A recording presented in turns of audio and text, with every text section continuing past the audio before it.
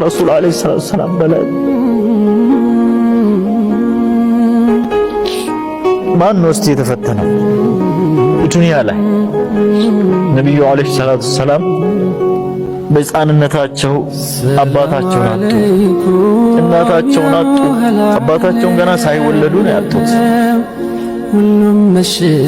ቀጥሎ እናታቸውን ነው ያጡት።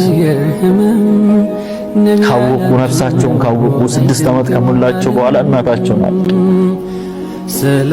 እናት ማጣት ቀላል ነገር አይደለም። ከዛስ በጣም ሚሳሳላቸው ከባከባቸው ሀያታቸውን አጡ። ከዛ ደግሞ ቀጥሎ አላህ ወደ ላይ ካሉት ፈተናቸው አይደለም፣ በአባት በእናት ቀጥሎ ደግሞ ወደ ታች ባሉትም ፈተናቸው።